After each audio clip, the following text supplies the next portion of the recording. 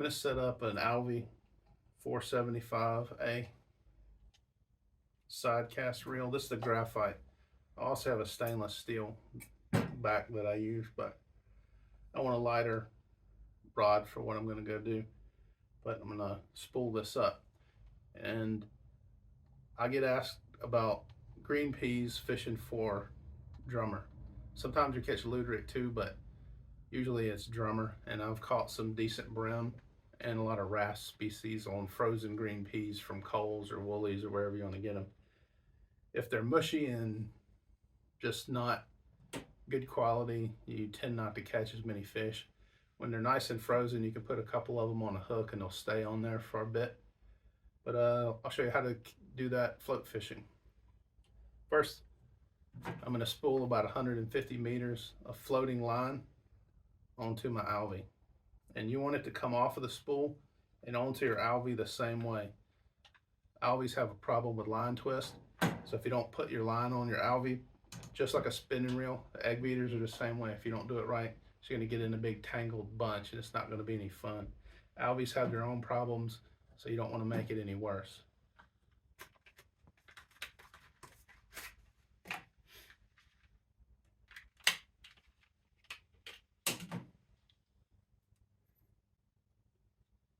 I'm just going to use an arbor knot. It's a pretty simple knot. There's other ways to attach line. And I'm going to set this one up. This the graphite back, you can go either way. And I just stuck it on a travel rod for making it easier. You find your own way to hold your line. It's easier with two people, but you don't always have two people, so I'm just going to thread it through one of these. It's all bent and crooked.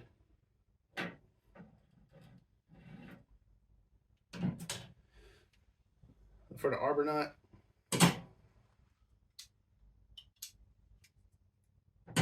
just tie an overhand knot. Just a regular knot. It's an overhand knot.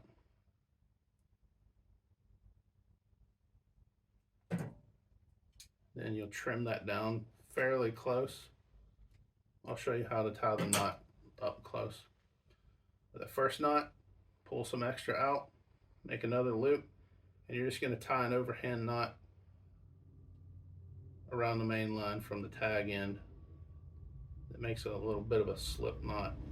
And that first knot keeps it from slipping any further, see? And you can just pull it.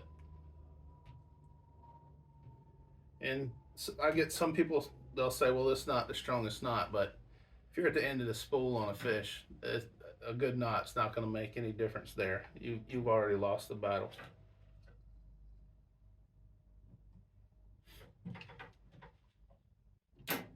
And you just kind of work it back and forth to get it snug, and then you're good to go. And Alveys don't have a level wind, so you have to do that by hand, whether you're fighting a fish or just reeling it in to recast or spooling it on. So if you notice, they're both turning the same direction. That's what you want. You just put some even tension on it and go.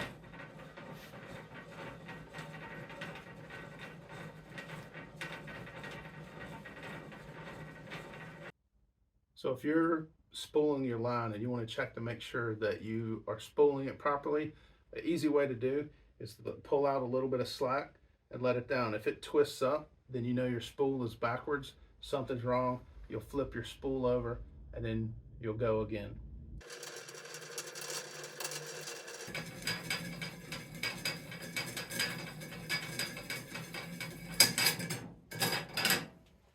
And finally, that's it.